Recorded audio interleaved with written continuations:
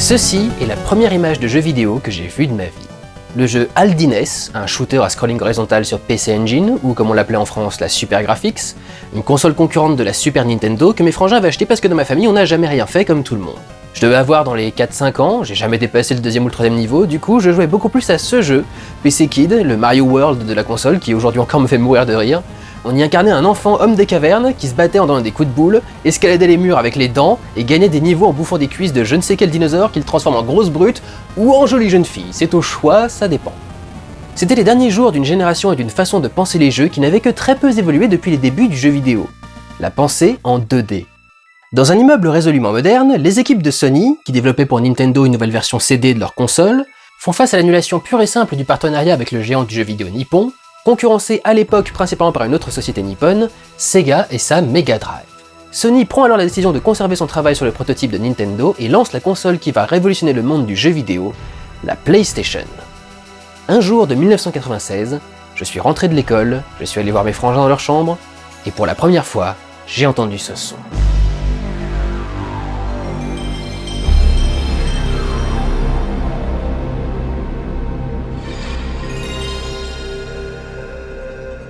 La console était livrée avec une démo dont l'intro jouait à chaque fois qu'on changeait de jeu, donc j'ai cette musique imprimée au fond de ma tête comme une musique d'ascenseur, et il contenait des exemples de toutes les révolutions autorisées par l'avènement du jeu en 3 dimensions. On pouvait tester les premiers jeux de combat 3D sur la console avec Battle Arena Toshinden, les jeux de course en 3D avec Destruction Derby, Wipeout, les jeux de plateforme 3D avec ce trip hallucinogène qui était Jumping Flash, les jeux de sport en 3D, et jusqu'à une pure démo technique permettant de tourner autour d'une raie manta ou d'un dinosaure, sur laquelle plus d'un, dont moi, a trippé pendant plusieurs minutes parce que c'était classe quoi, un fucking T-Rex dans ta télé. Les jeux 2D ne sont pas pour autant tombés dans l'oubli comme le prouve un peu plus tard Rayman avec ses animations ultra fluides et la palette de couleurs révolutionnaire de la console, supérieure même à celle des ordinateurs de l'époque. Si je vous parle de tout ça, c'est parce que j'ai eu un rapport très particulier avec le jeu vidéo dont j'ai longtemps cru être fan, au point de devenir pendant quelques années vendeur de jeux vidéo à Micromania, comme vous le prouverez à cette photo, qui me permettra de passer un petit coucou à tous mes anciens collègues. Et un beau jour, je me suis rendu compte qu'en fait, ce que j'aimais dans le jeu vidéo, c'était ses points communs avec le cinéma. Le jeu lui-même n'était pas ce qui m'intéressait le plus, l'accumulation de scores était pas mon fort, et le ludisme est finalement ce qui m'intéresse le moins dans le médium. Et malgré tout, le médium m'intéresse et m'a offert de superbes expériences. J'ai encore des souvenirs de mes parties de The Longest Journey ou La Mer Zone, Metal Gear Solid, putain, Resident Evil, qu'on a déjà abordé sur cette chaîne, et d'autres survival horror, mais je me serais probablement jamais vraiment plongé dans le jeu vidéo si un jour, mes frangins n'étaient pas revenus avec un jeu qu'ils n'aimaient vraiment pas, les poussant à dire à leurs petits frères qu'ils avaient pourtant pas du tout envie de voir jouer avec leur console. Vas-y, essaye, nous on l'a acheté parce que la pub avait l'air cool, mais on l'aime pas, si toi tu l'aimes on le garde. Non, parce que même à l'époque, un jeu vidéo neuf sur PlayStation, c'était 365 francs, ce qui fait entre 55 et 60 €, n'en déplaise à tous les connards qui m'ont dit « Oh, dis donc, les jeux vidéo c'est devenu vachement cher maintenant qu'on est sur PS3, hein !» Parce que c'est blaireau et comparer les prix des jeux d'une console en fin de vie au prix des jeux d'une console de nouvelle génération. Pardon, j'ai quelques traumatismes de ma vie de vendeur de jeux vidéo à évacuer. J'ai mis le CD dans le lecteur, allumé la console, et là, j'ai découvert ça.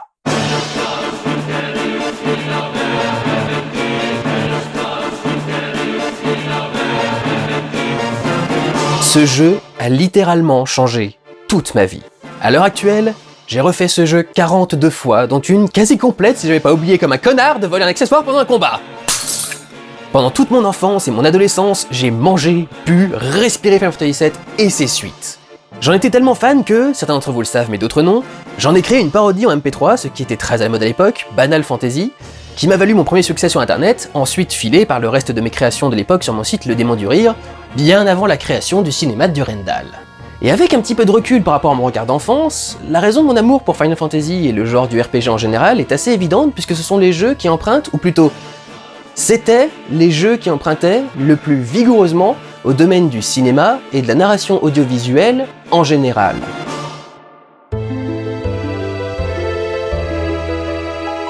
De fait, assez logiquement, la société qui a créé Final Fantasy, Squaresoft, aujourd'hui Square Enix, s'est beaucoup penchée du côté du cinéma et de l'audiovisuel. Des OAV, des séries et surtout 3 films qui ont tous eu un impact retentissant dans la vie de Square. Et comme ces films ont été réalisés par la même boîte et parfois les mêmes têtes pensantes qui ont fait les jeux vidéo, je me suis dit que Final Fantasy serait la saga idéale pour commencer à étudier la question de ce qui fait une bonne adaptation de jeu vidéo, potentiellement découvrir la meilleure, et pour ce faire, étudier ce qui fait la narration vidéoludique et la comparer à celle du cinéma en général, et lorsqu'on adapte un médium à l'autre. Bienvenue dans ce premier Pourquoi j'ai raison, vous avez tort dédié aux jeux vidéo, avec cette première partie d'une série de Pourquoi j'ai raison, vous avez tort, qui reviendront sur la saga Final Fantasy.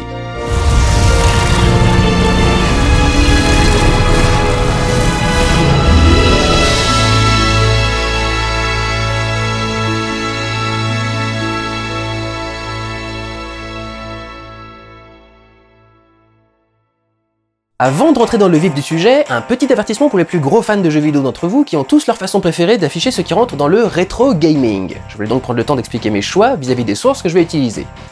Le cinéma, comme le jeu vidéo, a vu ses technologies évoluer, et lorsqu'une meilleure résolution a été rendue possible par l'arrivée de la haute définition, la tradition pour les films en pellicule ou en numérique a été de conserver le ratio d'origine et de simplement scanner et afficher le film en haute définition.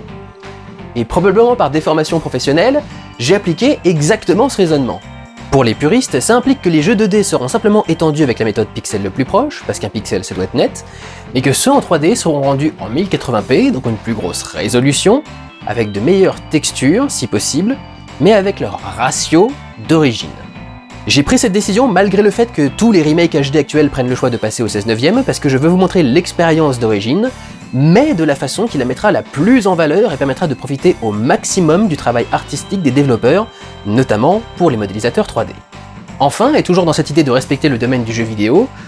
ces vidéos sont les premières à être tournées, montées et vous être présentées en 30 fps sur la chaîne. Pas en 60, parce que comme on va le voir, Final Fantasy essaye beaucoup d'émuler le cinéma, et comme il est en 24 images par seconde, ils se sont toujours limités à 30, qui en est beaucoup plus proche que 60. Pour m'assurer du respect de ces règles et surtout de la cohérence visuelle de ce que je vais vous montrer, certaines phases de gameplay que vous allez voir ont été obtenues à la sueur de mon front et surtout de mes petites mains, parce que je sais pas pour vous mais moi au bout de 10 minutes la manette devient toujours une savonnette, avec des versions PC des jeux, parfois un petit peu modées, ou des émulations, mais toujours dans l'esprit de reproduire l'expérience d'origine, et lorsque ça n'a pas été possible, soit parce que je ne possédais pas le jeu, soit parce qu'il était trop long, soit parce qu'il me sortait par les trous de nez, j'ai récupéré des playthroughs dont je signalerai les auteurs. J'ai aussi essayé de faire mon maximum pour de la VO, mais parfois ça a été très compliqué, voire impossible. Tout cela étant réglé, le cinéma et les jeux vidéo, en tant que deux seuls arts audiovisuels, ont recours aux mêmes outils pour se construire. Vous aurez par exemple remarqué que la première image que vous avez vue dans cette vidéo était en scope, un ratio de cadre inventé pour le cinéma, afin de créer un sentiment de grandiose. Et ça n'est que le premier de leurs nombreux points de comparaison. Il est intéressant de noter que le jeu vidéo et le cinéma ont eu des évolutions extrêmement similaires. D'abord, ce sont deux arts qui, par leur nature, ont fait appel à tous ceux qui ont été créés avant eux. Pour rappel, les 6 premières formes d'art, telles qu'on les conçoit aujourd'hui, sont l'architecture, que l'on peut rapprocher de la construction de décors en cinéma et des niveaux ou environnements de jeux vidéo, la sculpture, que l'on peut rapprocher de tout ce qui entoure les personnages, les costumes, coiffures et maquillages en cinéma, et le chara design en jeux vidéo, plus encore quand on passera à la 3e dimension, les arts visuels, dont les règles de composition ont été transmises à la photographie et au cinéma, et qui pourraient être rapprochés de la direction de la photographie en cinéma, le choix des angles, de l'étalonnage, des objectifs et de la direction artistique en jeu vidéo. Quel est le look global du jeu? Est-il coloré ou plus monochromatique? Les personnages sont-ils réalistes ou esthétisés? Quelles techniques sont utilisées pour rendre quels éléments, etc., etc. La musique, qui est assez évidente, mais on peut ouvrir généralement au travail du son. La littérature, donc la poésie, la narration et les dialogues ou les instructions dans un jeu vidéo, et enfin les arts de la scène qui englobent la danse, le jeu scénique au cinéma et au théâtre, les déplacements des comédiens et la façon de retranscrire leurs émotions à travers le geste, également présents en jeu vidéo à travers les animations des personnages.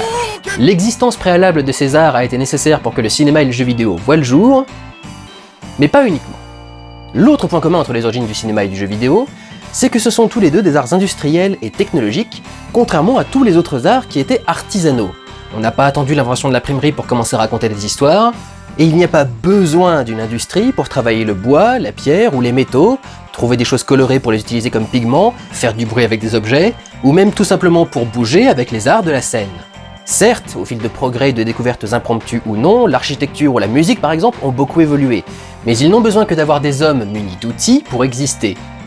Le cinéma est le résultat du développement du domaine de la chimie, pour la réaction photosensible de la pellicule qui permet de capturer les images, et de la physique, pour l'utilisation de la lumière à la captation et à la projection, et surtout de la révolution industrielle pour les mécanismes de la caméra ou des projecteurs, ou la production et duplication de bobines. Le jeu vidéo, lui, nécessite tout bêtement la création de l'ordinateur et du micro-ordinateur pour ce qui est des consoles de salon ou des bornes d'arcade, ainsi que des écrans, des choses impossibles à concevoir sans l'aide de l'industrie et à faire évoluer sans les progrès de la technologie. Et de fait, ces deux arts ont subi des évolutions assez similaires. Si le jeu vidéo n'a jamais été totalement silencieux, il a, comme le cinéma, été muet une partie de sa vie, bien que les dialogues oraux ne soient pas une obligation même aujourd'hui dans le jeu vidéo. Tout comme le cinéma a été longtemps bloqué dans sa représentation du réel aussi bien que dans ses fantasmes par l'absence de couleurs, le jeu vidéo était dans ses balbutiements, qu'on parle du tout premier qui utilisait un oscilloscope en principe utilisé pour mesurer des courants électriques, au vrai jeu, monochromatique, sur arcade ou les premières consoles. Tout comme le cinéma a connu plusieurs subterfuges avant de pouvoir reproduire les couleurs du réel, le jeu vidéo a subi plusieurs évolutions progressives, passant d'environ 16 couleurs à 256 et ainsi de suite, jusqu'à atteindre le million ou le milliard de couleurs nécessaires pour représenter la réalité. Cette contrainte a poussé le jeu vidéo à s'inspirer encore plus de ses prédécesseurs que le cinéma, qui avait tout de même toujours le monde réel pour l'aider, et n'était pas limité à une grille de pixels pour l'animation des dessins animés. Dans ses débuts, il a fallu faire appel à une stylisation assez proche de la mosaïque antique ou du cubisme moderne pour rendre des choses complexes, telles que les raquettes et balles de Pong, ou les athlètes dans un jeu de sport, ou encore E.T. Le jeu vidéo a même dû développer son propre langage visuel avec des perspectives simplifiées ou visuellement absurdes telles que la 3D isométrique, de la même façon que le cinéma d'animation a développé ses propres méthodes pour rendre certains mouvements ou une notion de masse aux objets et personnages. Et finalement, s'imaginer que cette bouillie de pixels représente quelque chose était une forme assez poussée du mécanisme de base du cinéma, la suspension consentie de l'incrédulité, qui consiste à accepter les artifices nécessaires pour raconter une histoire. Pas les incohérences, les artifices. Accepter une représentation artificielle du réel comme étant une réalité.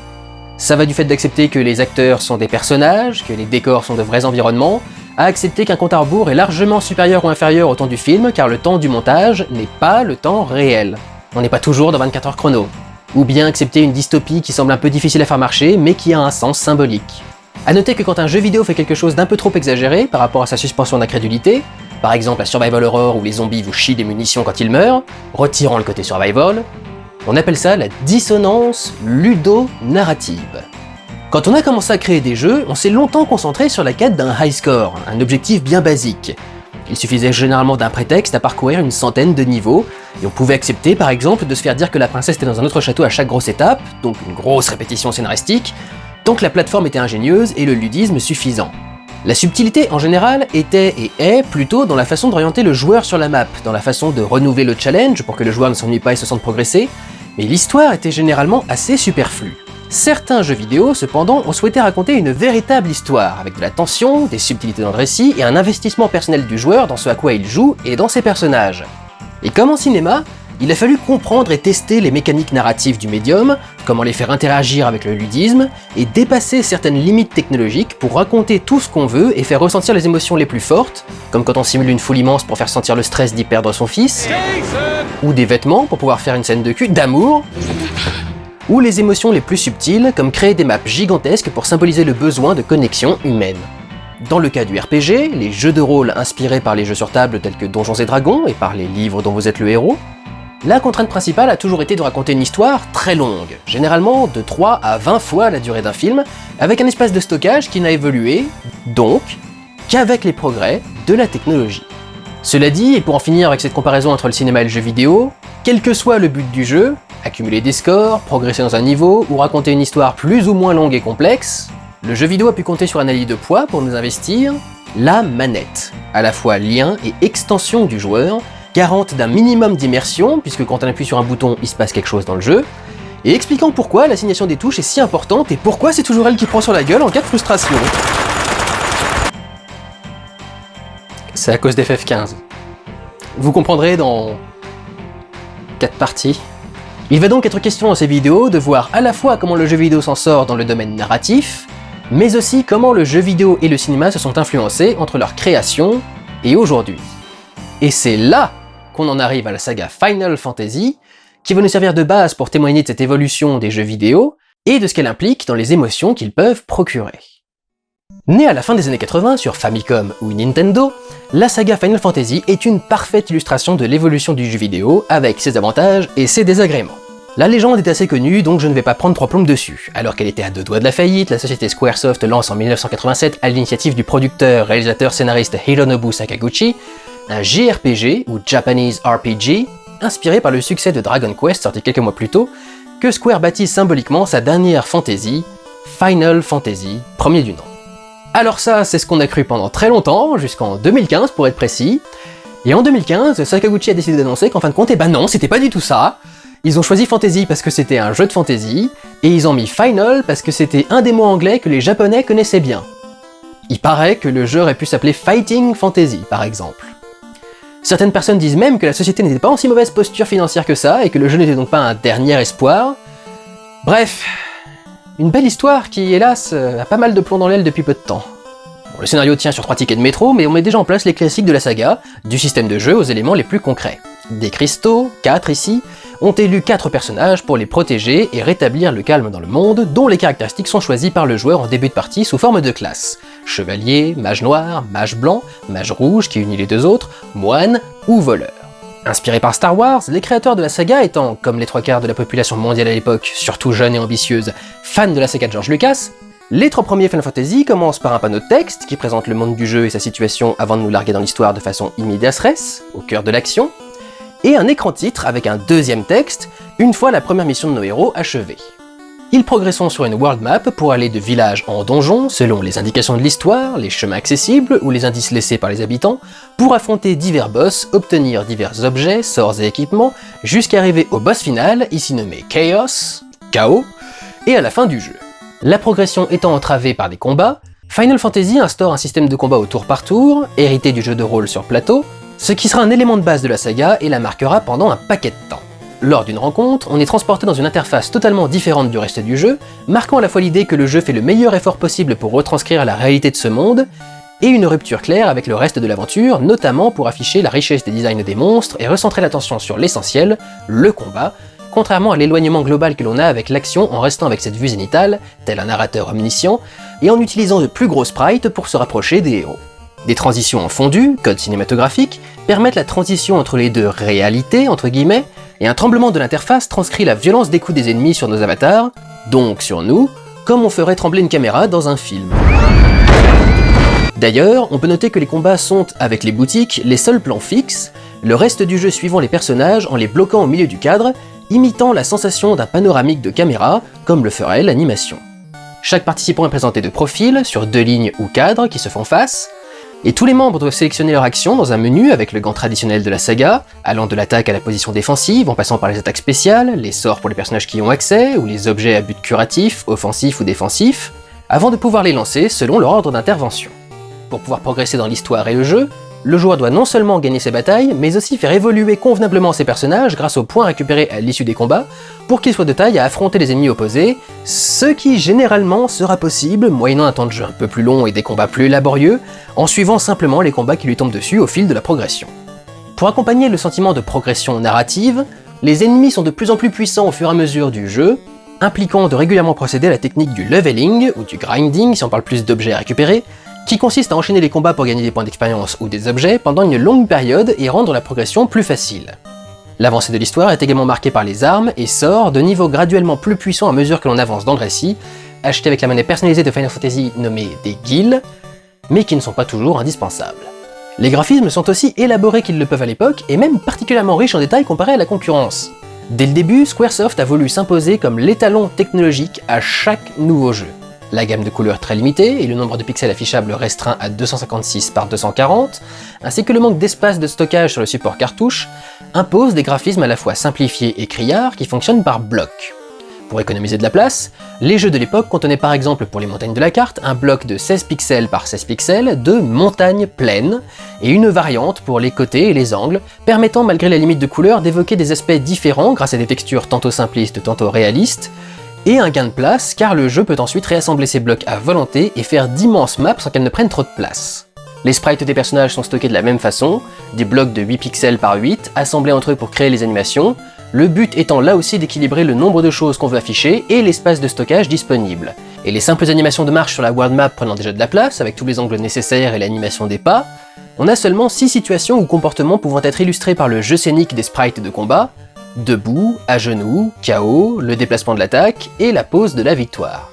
Les ennemis, eux, étant déjà beaucoup plus grands, ne bougent même pas pour économiser de la place, et ça restera comme ça pendant toute la période où Final Fantasy sera sur cartouche, parce que vu déjà l'étendue du bestiaire, si en plus on veut les animer, ça ferait une charge de données vraiment trop importante. Avec tout ça, difficile de vraiment développer un attachement au personnage, et surtout le registre des émotions est très limité visuellement parlant. Le texte doit donc contenir toute la charge émotionnelle, puisqu'il est encore impossible de synthétiser des voix, et à une époque où on en est encore à libérer des princesses d'un méchant roi, où les dialogues se résument à « Salut, j'ai entendu qu'on pouvait faire tel truc si on est dans tel endroit », c'est encore très limité niveau émotion. Par exemple, nos 4 personnages débarquent avec leurs cristaux et leur devoir de sauver le monde, et au final, on connaît pas leur passé, on sait pas pourquoi ils sont là, on connaît même pas leur réaction à eux, face à cette quête qui leur est imposée, est-ce qu'ils l'ont adopté par eux-mêmes ou quoi que ce soit, non, ce sont juste des héros. Ce qui permettra de rendre le récit plus concret, outre son histoire, c'est la taille gigantesque de la world map, qui offre tout le sentiment d'aventure et d'exploration dont le jeu a besoin malgré sa représentation minimaliste. De nombreux moyens de transport rendent l'exploration de plus en plus agréable et rapide en permettant d'éviter les combats, et marquent un palier dans la progression de l'aventure, parfois bloqué par des obstacles naturels, le monde entier n'étant accessible que lorsqu'on obtient l'un des grands classiques de la saga, un airship. Ou un vaisseau. Mais les villages, eux, se ressemblent un petit peu tous, coder des villages vraiment différents les uns des autres prendrait de la place, et les temples et donjons restent la plus grosse expression de la fantaisie du monde de Final Fantasy. Les sons limités par les capacités de la console 8 bits n'empêchent pas de faire ressentir le talent du compositeur attitré de la saga, Nobuo Uematsu, que j'appelle affectueusement le japonais sautillant, qui parvient avec quelques bips à créer des compositions marquantes qui expriment tour à tour les sentiments d'aventure, d'action,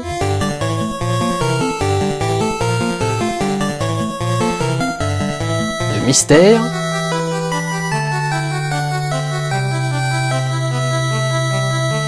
de menace, d'exploration,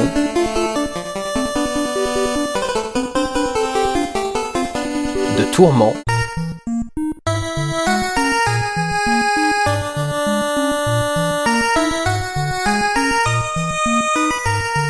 et bien entendu, de victoire. Il composera, dès le premier épisode, un thème qui marquera l'idée de la fantaisie inspirée et profonde de toute la saga. Compte tenu de toutes ces restrictions techniques, Squaresoft réussit l'exploit de proposer un monde riche et vivant et une histoire qui tient en haleine les joueurs. Final Fantasy marque le début d'une franchise de référence qui continue encore aujourd'hui. Une nouvelle fois, l'histoire était très basique. Chevalier, roi, princesse, on a même des elfes, des nains, des fées et des dragons. Si, il y a même un roi dragon qui vous fait atteindre la forme absolue de votre job en échange d'une queue de rat vers le milieu du jeu, et une fée qui permet d'utiliser un sous-marin pour atteindre un donjon englouti. Mais au milieu de tous ces classiques, les bases propres à Final Fantasy sont là. Un monde de fantasy, régi par des cristaux, où la magie est commune et où des créatures quasi divines telles que Bahamut nous accordent leur pouvoir, mais aussi un côté plus spirituel et propre à questionner la notion même de jeu vidéo à travers le gimmick du voyage dans le temps, qui fait de l'histoire une boucle temporelle, et émule ainsi le fonctionnement du jeu lui-même. En effet, le grand ennemi qu'on affronte à la fin, Chaos, est en fait la version future du premier ennemi qu'on a affronté dans le jeu, qui a remonté le temps pour se venger de nous, et donc enclencher la quête qui nous a amené à le détruire. Chaque nouvelle partie du joueur est donc un nouvel épisode de la boucle provoquée par les personnages. Un premier indice du fait que Sakaguchi et Square voulaient proposer autre chose que de simples jeux vidéo, pousser le médium dans ce qu'il peut offrir d'artistique, à travers un lien plus travaillé avec le joueur, ou spectateur. Bon, moins dans le premier parce que comme on l'a vu, l'histoire est pas non plus si extraordinaire, mais rien qu'avoir intégré ça au scénario est une superbe idée qui pousse le médium au-delà de l'interactivité et des visuels, en offrant un deuxième niveau de lecture, plus profond. Squaresoft s'impose comme un acteur majeur du jeu vidéo nippon, en particulier dans le domaine JRPG,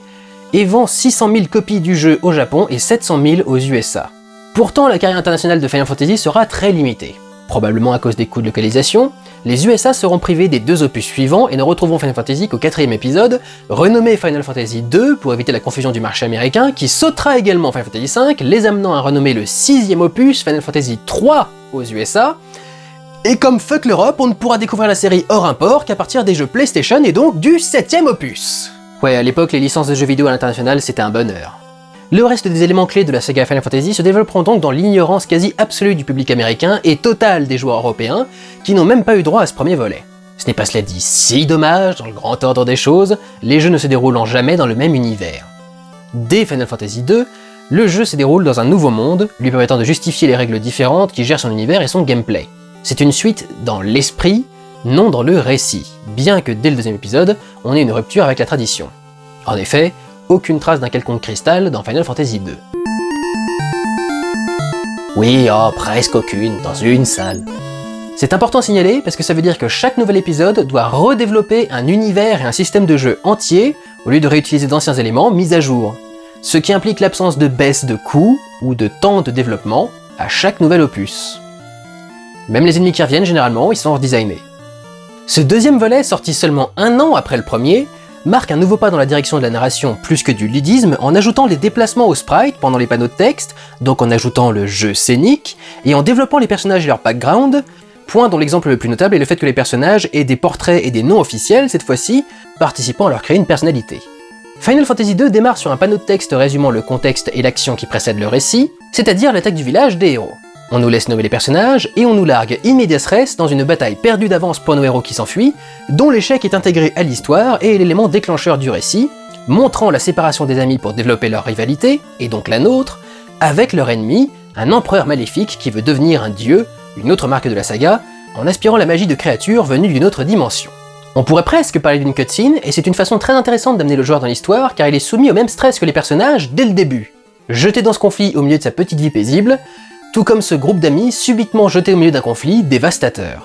Bon, cela dit, si on essaie de donner plus d'aura et de profondeur à tout cela, ça n'empêche pas de tomber sur des castors et de découvrir que, par chance, le héros parle le castor, ce qui lui permet de continuer la mission, ou que les personnages qui meurent soient la plupart du temps totalement anecdotiques et rejoignent le groupe peu de temps avant uniquement pour ça, évitant aux joueurs de ressentir la frustration de développer ses persos et de les voir mourir les uns après les autres,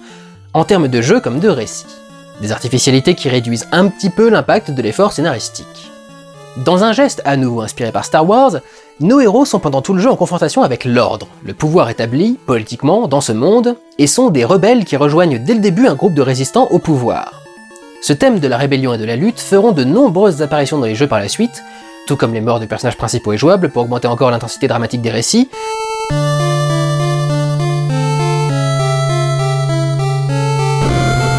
et de nombreuses autres marques de la saga. Le personnage nommé Sid, souvent lié aux airships, la mascotte des chocobos, ces autruches qui servent de moyen de transport permettant d'éviter les combats, et ce rapport éternel entre le récit et le ludisme qu'ils essayent toujours de mélanger ou d'étendre au-delà de leurs frontières. Il existe en effet dans Final Fantasy II une mécanique de dialogue assez intéressante à étudier. Les développeurs ont essayé d'investir le joueur dans le récit en lui permettant de sélectionner dans les bulles de dialogue certains mots-clés grâce à l'option Apprendre, afin de pouvoir questionner certains personnages sur des sujets précis ou de débloquer des dialogues. Par exemple, en donnant le code des résistants, rose-blanche, aux personnages qui en font partie, ils collaboreront avec nous et nous permettront d'avancer. Le truc, c'est que les mots sont signalés, parce que si tu les manques, t'es bloqué, donc au lieu de te sentir intelligent à repérer des choses importantes, et de te sentir espion en donnant le mot de passe, ou enquêteur à demander des indices à tout le monde, tout ça devient une mécanique laborieuse de dialogue plus que ça n'augmente l'immersion du joueur, très frustrante quand le personnage n'a rien d'intéressant à dire. Ce que je trouve intéressant, c'est que ça révèle, à mon sens, les limites artistiques du médium du jeu vidéo à travers le paradoxe suivant. Plus on insiste sur l'aspect narratif d'un jeu, et plus ce jeu perd en ludisme. Pour que Metal Gear Solid 4 ne se résume pas à traverser une map sans te faire choper tel un Pac-Man, il faut des cinématiques de 4 heures qui mettent en place un scénario qui nous pousse à avancer, en plus de renouveler le challenge vidéoludique. Et d'un autre côté, Metal Gear Solid 4 dure 4 heures. Bon, allez, 6 avec les phases de jeu. Mais c'est une illustration d'un paradoxe qui me semble essentiel et impossible à éliminer. Plus on a recours à de la narration, et plus le ludisme est diminué. Et à l'inverse, plus le ludisme est prioritaire, et moins l'histoire pourra être satisfaisante, riche ou complexe. Aussi poétique que soit l'histoire de la trilogie Ico, elle donne des jeux avec très peu de dialogue et des mécaniques finalement assez basiques, au point de ne laisser que 12 possibilités de les tester et de les pousser dans leur retranchement. Et quand on essaye de raconter une histoire plus complexe, comme celle d'un Final Fantasy ou d'un jeu d'aventure basé sur le scénario, on est obligé d'interrompre l'aspect ludique pour observer de longues phases de dialogue généralement assez chiantes et qui réduisent le ludisme à son état le plus basique, c'est-à-dire presser sur un bouton pour avancer, ou, quand elles sont travaillées, de longues cinématiques donc, pour mettre le focus sur la narration, qui interrompt le jeu.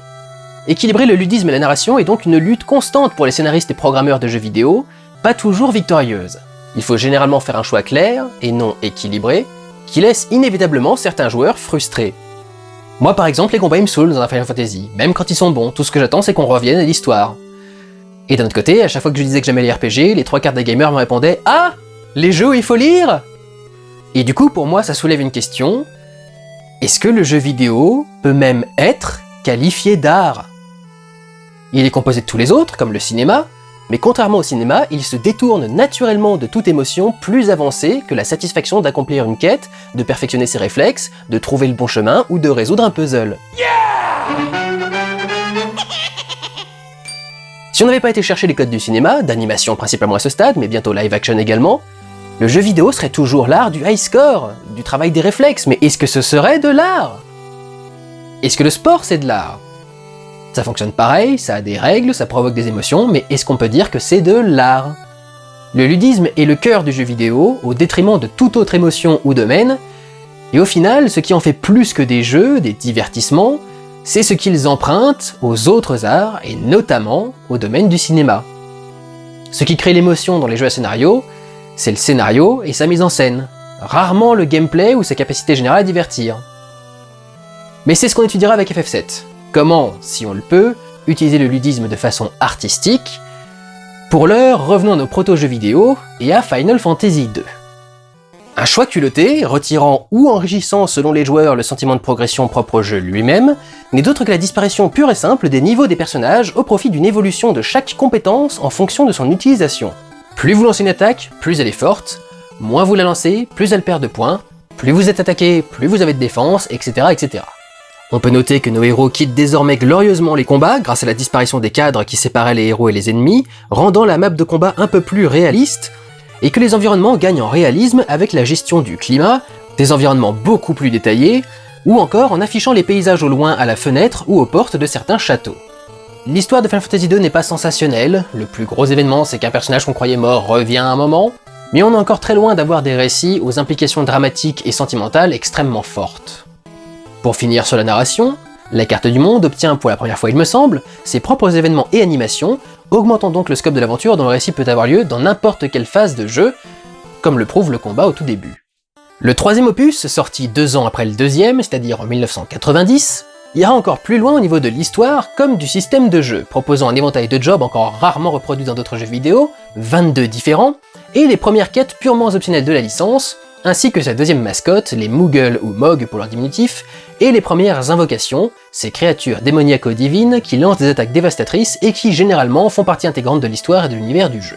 Le scénario commence à nouveau in medias res, avec la chute d'un enfant dans une grotte, et bien qu'on parte encore sur une histoire lambda à base de cristal qui te demande de sauver le monde d'une menace un peu brumeuse, parce que le méchant c'est un nuage d'obscurité,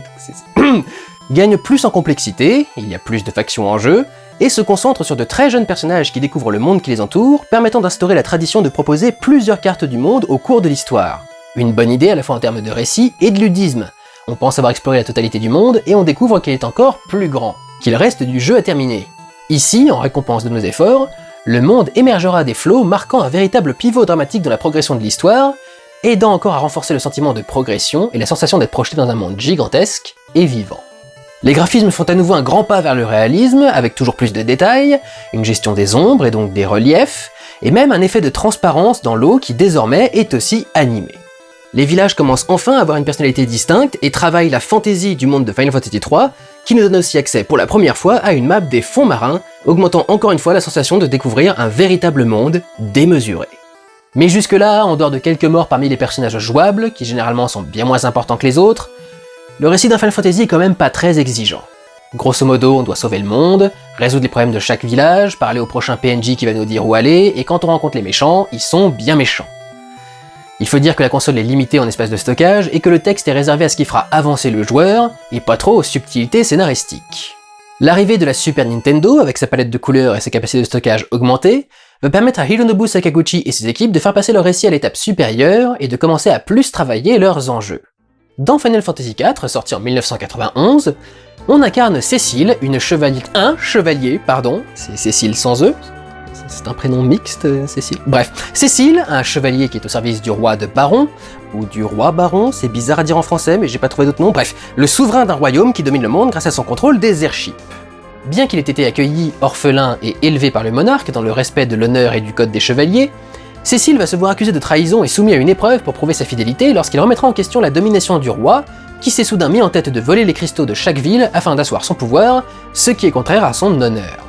Le chevalier déchu va réunir un groupe d'amis autour de lui pour se rebeller contre le pouvoir de son ancien régent, et la subtilité scénaristique ajoutée et la relation trouble à un ennemi qui était jusque-là un de ses proches, à quoi s'ajoute la quête de sa famille d'origine, le fait que son ami d'enfance, Cain, soit amoureux de la même femme que lui mais se taise par respect, et les nombreux retournements de situations et changements d'alliances qui jalonnent le récit, notamment autour du roi et de son sinistre conseiller, Golbez.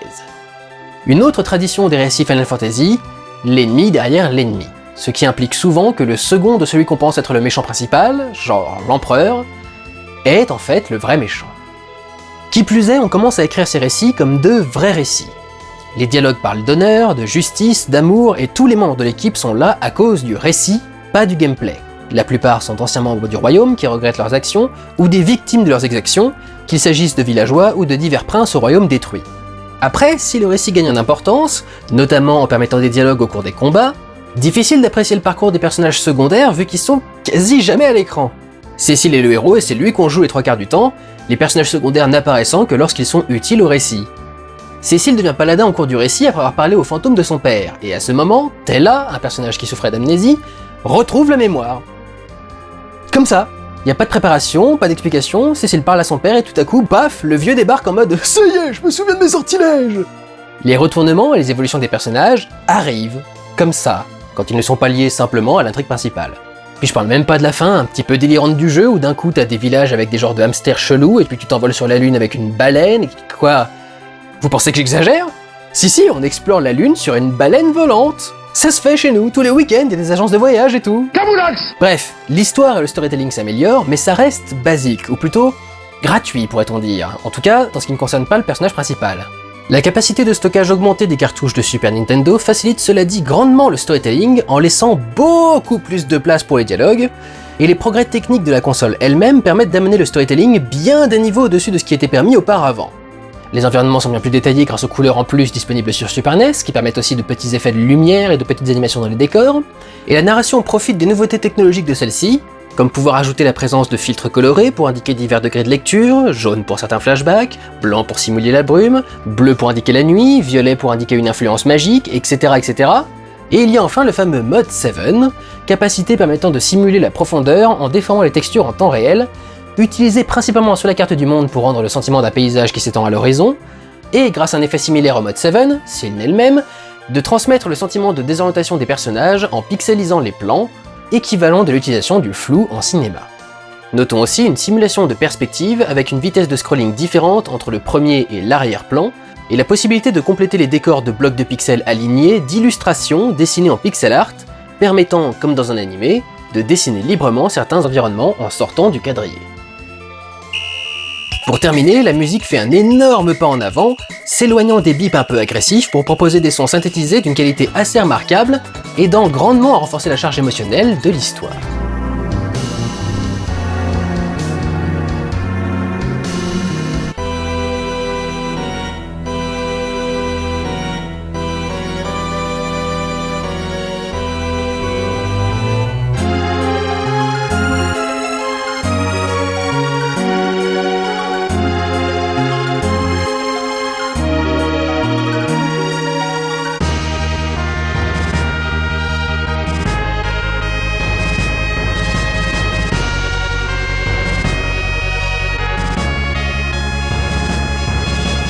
Mais le gameplay n'est jamais délaissé chez Square, et avec Final Fantasy IV, les combats connaissent une petite révolution qui changera la face du JRPG, l'Active Time Battle. Cette fois, les personnages ne jouent plus strictement au tour par tour, chacun, héros ou monstre, a sa propre barre d'action qui se remplit selon une vitesse déterminée par nos statistiques, et le temps ne s'arrête que lorsqu'on fait un choix.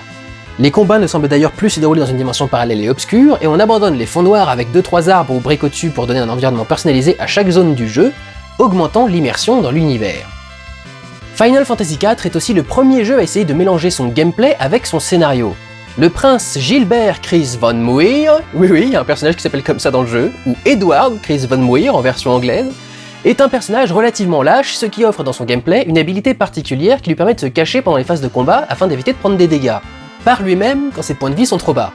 C'est la première fois qu'une caractéristique d'un personnage est vraiment motivée par le scénario et non par une classe de combattants, mais l'aspect le plus intéressant en termes de ludisme est que si on arrive à le pousser jusqu'au niveau 70, le couard assez faible obtient parmi les meilleures statistiques de tous les protagonistes. Ce qui implique que si on pousse le personnage à affronter ce qu'il effraie, à se dépasser, tout comme le joueur fait un pari qui peut faire peur en utilisant un personnage faible, ils seront tous les deux récompensés pour leur courage. Le jeu travaille donc un parallèle entre l'arc du personnage et la façon de jouer du joueur, et là on commence à vraiment utiliser le gameplay de façon artistique. Arrivé à Final Fantasy V en 1992, Pour éviter de se répéter, l'équipe de Sakaguchi, dont c'est le dernier Final Fantasy scénarisé et réalisé, est partie sur une histoire plus simple. Un ennemi ancestral, Ex-Death, libéré de la prison générée par les 4 cristaux, veut détruire la Terre et va avoir sur son chemin un groupe de héros porté par Bart, un jeune garçon présent au début du jeu lorsqu'un météore s'est écrasé près de lui, entraînant avec lui la princesse Tycoon dans sa chute, ne me demandez pas comment, un vieil amnésique nommé Galouf, sorte de Gandalf, et Faris, pirate aux cheveux roses, entre autres, il y a plus de personnages, qui n'auront pas la complexité du débat intérieur d'un Cécile par exemple, et serviront plus à faire avancer l'histoire, qui ne cherche d'ailleurs pas vraiment à être prise au sérieux lors de scènes par exemple où, pour espionner notre groupe, le méchant du jeu se transforme en écharde. Voilà. Camoulox. Bon, en fait c'est une blague par rapport aux Tortues Ninja, parce qu'on a une tortue, et avec une écharde du coup ça fait... Splinter.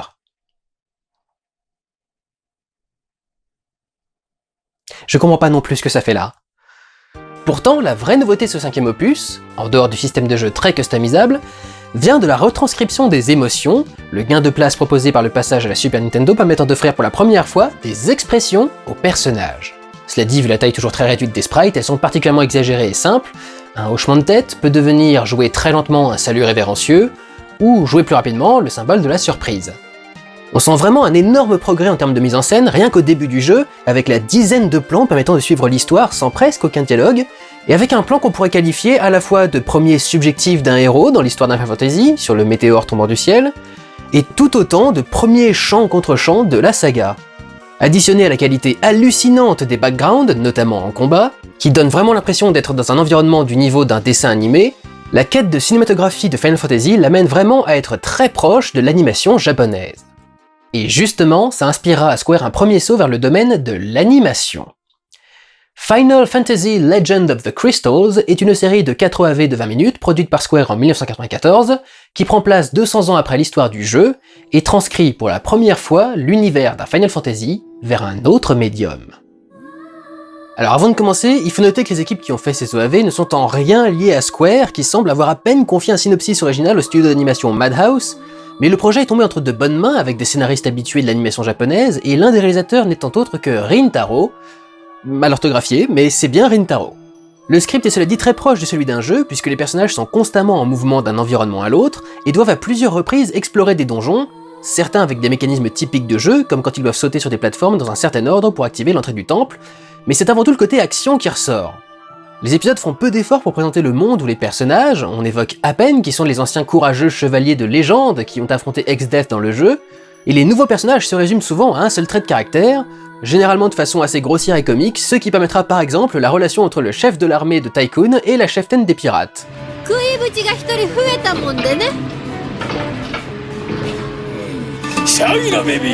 À vrai dire, l'entièreté de l'anime prend assez à la légère le récit qu'il raconte,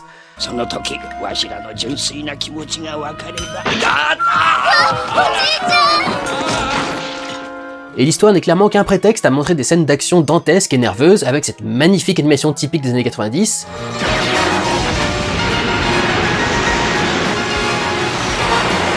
et à faire des blagues souvent assez potaches. Malgré tout, un effort est clairement fait pour présenter assez fidèlement l'univers du jeu qui était lui-même souvent axé sur l'humour, y compris certains environnements, bien que le château de Tycoon par exemple ait radicalement changé de style par rapport au jeu.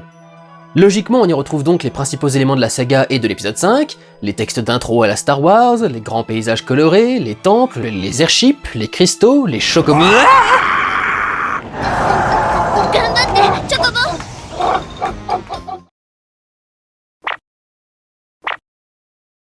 Et grâce à l'application d'une logique d'animé, on retrouve même une sensation similaire au niveau des combats. Comme dans le jeu, un gamin lambda, avec un entraînement jamais présenté, est étonnamment apte à affronter des ennemis qui, comme les sprites de combat, font au moins 5 ou 6 fois sa taille,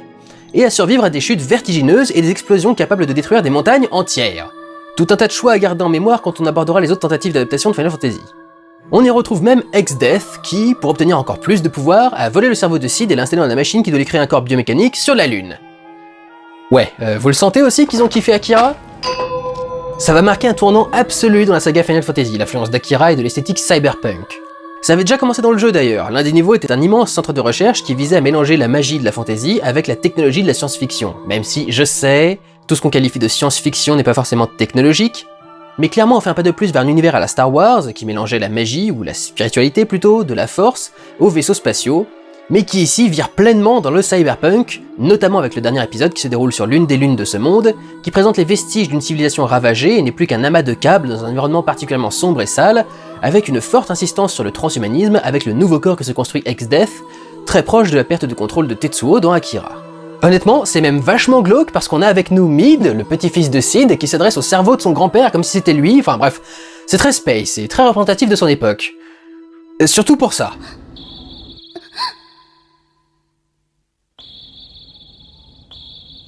Oui, alors ça, c'est l'héroïne dont on doit plus souvent voir la culotte que les yeux, et elle protège le cristal en l'absorbant dans ses nichons et en l'expulsant par son cul. Mesdames et messieurs, le Japon! Le dernier point qui aide à la transcription de l'univers des jeux est la musique, qui hélas n'est pas le fruit du travail de Nobuo Uematsu, mais de Masahiko Sato, lui aussi habitué du domaine de l'animation, qui a cependant œuvré à intégrer des réorchestrations de certains thèmes du jeu. Pas des masses, mais on a tout de même le plaisir de redécouvrir au moins le thème d'intro,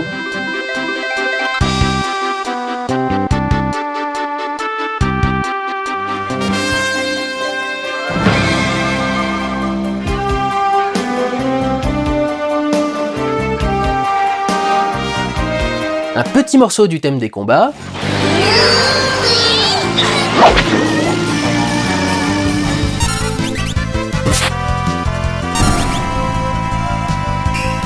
et enfin le thème des chocobos, un peu obligatoire sachant qu'il les a toujours accompagnés dans les jeux.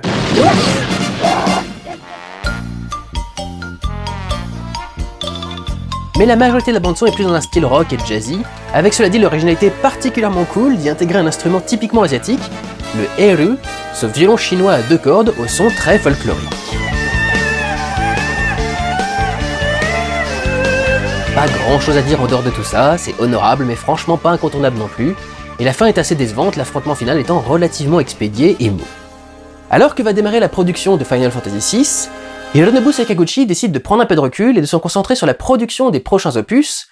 et s'il a trouvé l'histoire de base, c'est à Yoshinori Kitase, qui avait déjà fait ses armes sur le 5e opus et sur le jeu Mystic Quest, et a la particularité dans le domaine du jeu vidéo d'avoir fait ses études de scénario dans une école de cinéma, que reviendra la tâche d'écrire, ou plutôt d'assembler l'histoire de Final Fantasy VI à partir des différentes idées proposées par les membres de l'équipe de développement, l'idée étant qu'aucun personnage du jeu n'est le personnage principal. Kitase a donc réalisé Final Fantasy VI, accompagné par Hiroyuki Ito, l'homme à qui l'on doit l'invention du nouvel Active Time Battle. Final Fantasy VI, sorti en 1994, est l'un des opus les plus aimés de toute la saga, en particulier pour le pas de géant effectué dans son storytelling et sa mise en scène. Il démarre avec Terra, ou Tina dans la version japonaise du jeu, accompagné par Biggs et Wedge, 2 personnages directement transposés de l'univers de Star Wars pour devenir des personnages récurrents de la saga vidéoludique, tous 3 montés sur des armures Magitech, l'arme qui permet à l'Empire Gestalt d'asseoir son pouvoir, en mission pour récupérer un Esper, ces créatures que l'on peut invoquer dans le jeu.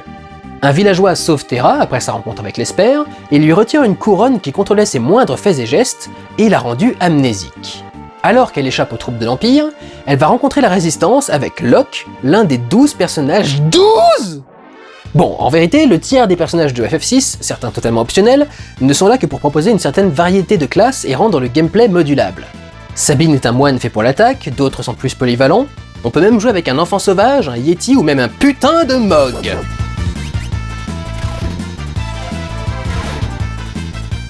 Le pire, c'est que c'est loin d'être un mauvais combattant. Le vrai problème, c'est que si vous voulez découvrir la profondeur des personnages, ce sera au cours de missions particulières qui arrivent dans la deuxième partie du jeu principalement. À ce moment, les héros, pour la première fois dans un Final Fantasy je crois, échouent. Le monde est ravagé, et l'histoire reprend un an plus tard, nous proposant alors de réunir le groupe. Et à cette occasion, on en apprendra plus sur leur passé. Cela a l'avantage de faire une partie du jeu avec la narration traditionnelle de la saga, linéaire, et une partie plus interactive, où le joueur décide de l'ordre dans lequel il veut raconter l'histoire, mais du coup ça fait plus bloc d'exposition que storytelling. Je veux dire que oui, ils ont une personnalité, mais elle est plutôt en retrait dans la majorité du récit, et les dialogues sont à peu près tous interchangeables entre les différents personnages du jeu. Et pour cause, on peut souvent choisir avec quel personnage on joue, mais les dialogues seront toujours les mêmes qu'on soit un prince ou Go l'enfant sauvage. Tout cela étant dit, plusieurs phases de jeu se concentrent bien plus sur comment les personnages vivent les événements de l'histoire, ce qu'ils en pensent, en quoi ça change leur vision d'eux-mêmes ou du monde, comme Terra, personnage en construction qui décidera d'aider des enfants après l'apocalypse, eux aussi en construction, que sur la pure narration des enjeux et de leur background, et propose, de par la nature diverse de son casting, tout un panel d'émotions, allant de la culpabilité au désir de vengeance, au deuil et à l'acceptation de ses échecs, tout en voyant diverses relations se développer, tantôt amicales, quand Céleste et Terra échangent sur leurs capacités magiques, amoureuses, ou chargées de rancœur, comme celle entre Céleste et Cyan, qui auront du mal à s'apprécier, l'une ayant participé à l'attaque du village de l'autre. Final Fantasy VI se démarque par la décision de rapprocher dramatiquement la caméra des personnages sur les maps en décidant de ne plus différencier le petit sprite des terrains et le gros des combats. Désormais, ces derniers, très détaillés, sont la seule représentation des héros du jeu, ce qui libère de la place pour augmenter l'éventail des émotions qu'ils peuvent afficher. Notons d'ailleurs que dans ce FF, le dialogue et le jeu scénique fait par les sprites débordent jusque dans les phases de combat, permettant même pour la première fois aux personnages de quitter leur ligne, le système de combat étant alors utilisé par les réalisateurs du jeu pour simplement offrir un autre point de vue ou un autre angle sur l'action, plus intime car les décors des combats sont pensés autour des personnages, là où en principe le décor et le chemin à suivre sont la priorité et le personnage secondaire. On peut en profiter d'ailleurs pour noter le nouveau pas de géant vers le réalisme des décors du jeu, qui sentent moins la répétition de textures et deviennent vraiment proches de l'animation. Regardez-moi ça, on dirait une peinture de Bob Ross. Now then, decide where you want a happy little tree to be. Notamment en employant beaucoup plus de background et de petits éléments de décor dessinés en pixel art qui donnent de la vie aux environnements. Comme quand il montre au loin la petite ville de Narshe, construite à flanc de montagne. Tous les environnements sont de moins en moins quadrillés et aux chemins moins évidents et faits de lignes droites, grouillant d'habitants et affichant un certain désordre comme si c'était de vrais environnements, ce qui est également aidé par la gestion des ombres ou des perspectives, le fait qu'ils évoluent au cours du jeu, qu'ils aient une vie, et enfin le réalisme est aidé par des zones dans lesquelles il n'y a absolument rien à faire pour nos personnages. Pas de coffre, pas de personnages non jouables à qui parler, ces endroits existent parce qu'il est logique qu'ils existent. Tout n'est donc pas créé spécifiquement pour notre aventure, renforçant l'aspect réaliste et vivant de ce monde. Bien que certains environnements prennent aussi le parti de quelque chose de plus fantaisiste et beaucoup moins réaliste. Reste que, pour en revenir aux émotions, même s'il y en a plusieurs, une émotion c'est un sprite, et on peut pas faire des transitions fluides entre chacune. Tout est du coup géré de façon tellement rigide, les émotions se succédant en une frame, que je vais être honnête, sur moi, cette représentation simplifiée ne marche toujours pas. Bien sûr, certaines scènes parviennent à sonner juste, tel le moment où nos personnages tombent sur le train fantôme dans la forêt, le train qui emmène les morts dans l'au-delà, sur lequel Cyan voit sa famille et sa fille tués avec le reste du village monter, avant de leur courir après pour les retenir. L'acte lui-même est fort, et les émotions, même simples et brusques, sont là. Je dis pas qu'on peut rien ressentir devant un jeu en 2D, mais même avec la qualité des graphismes de FF6, je ne peux pas vous dire que j'ai été emporté par la sublime performance de Céleste non plus. Oui, non, comme ça, au milieu du jeu, tu sais pas pourquoi, Céleste, ancienne soldat arrêtée et soumise à la torture, devient soprano pour attirer Setzer, le seul homme au monde à disposer d'un airship qui pourra les amener à la capitale de l'Empire, au prétexte qu'elle ressemble un petit peu à la chanteuse d'opéra dont Setzer est amoureux. Et pendant le show, Ultros, une pieuvre, oui, une pieuvre, amoureuse de Céleste, envoie une lettre de menace et la met à exécution en lâchant un poids de 4 tonnes sur la cantatrice et en affrontant les membres de l'équipe sur la scène. Camoulox. Ce que je veux dire, c'est qu'entre la simplification des émotions, la façon de les répartir dans le jeu, le côté un peu cartoon et bébête, et le nombre de personnages sur lesquels il faut se concentrer pour suivre l'histoire, parfois non linéaire,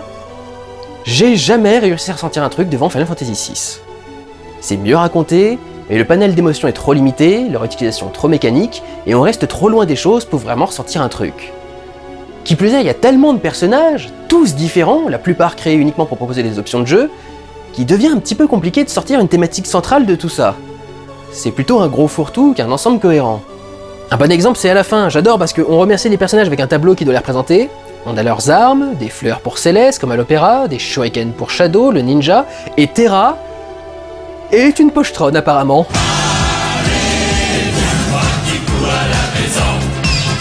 Bref, si Final Fantasy VI est le premier FF à avoir voulu proposer une expérience plus riche en émotions que le simple sentiment d'accomplissement à la résolution d'une mission,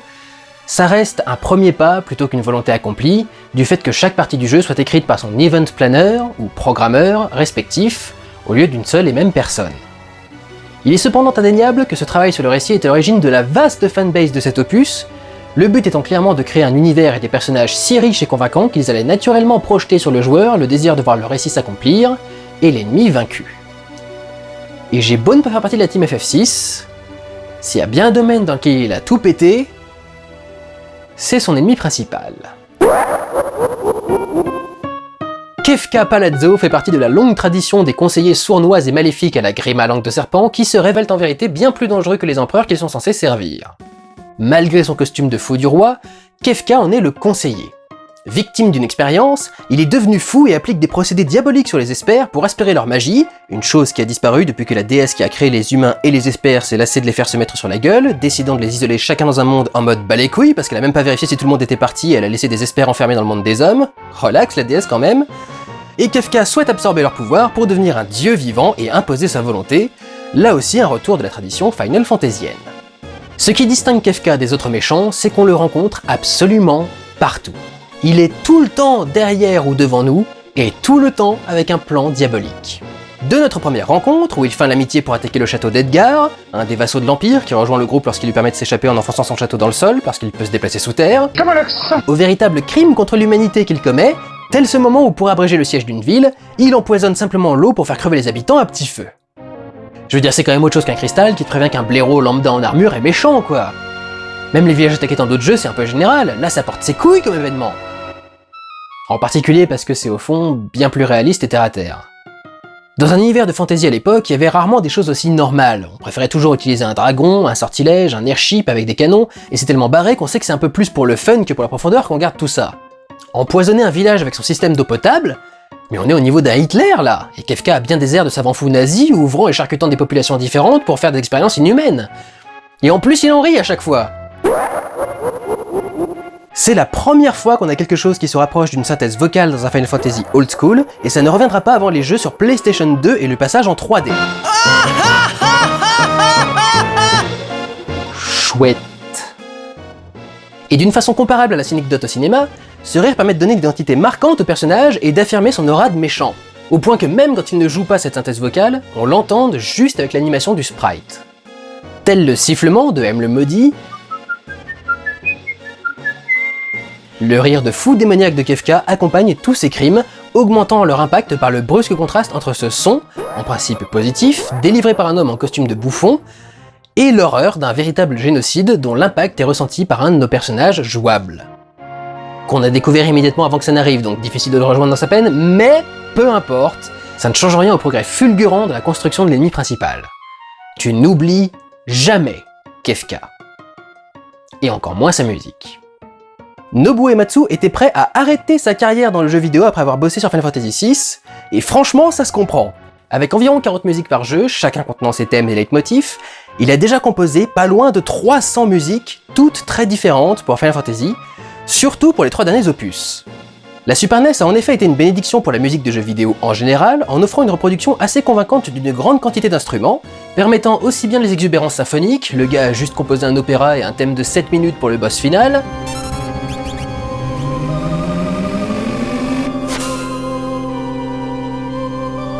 que les sons quasi réalistes,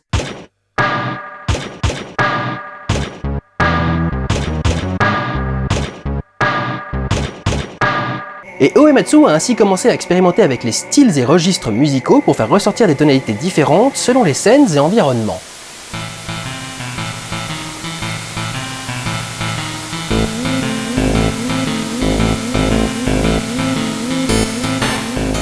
À ce stade des graphismes de jeux vidéo, c'est la musique qui fait la majeure partie du travail pour donner le ton ou la couleur émotionnelle de la scène, même si ici on a un petit filtre et de la pluie à rajouter en plus. Et s'il y a bien quelqu'un qui excelle là-dedans, c'est Uematsu, et effectivement chaque piste parvient à transporter une émotion et un sentiment distinct au-delà de la pure musique d'exploration ou d'aventure. Dès l'introduction, avec son panoramique vers un ciel orageux, puis un plan de dos sur une étendue de neige, nous sommes mis dans une ambiance sombre et menaçante qui définira l'univers du jeu, bien moins optimiste et coloré que ses prédécesseurs. Les équipes de Square ont pleinement embrassé une esthétique glauque, sale et sombre, mélange de steampunk pour les villages les plus pauvres, et de cyberpunk pour la capitale de l'Empire, introduite très cinématiquement, et avec un des thèmes les plus brumeux et oppressants du jeu.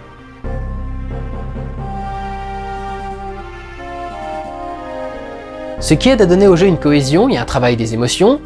c'est l'utilisation assez similaire à celle qu'en fait le cinéma, des thèmes et des leitmotifs.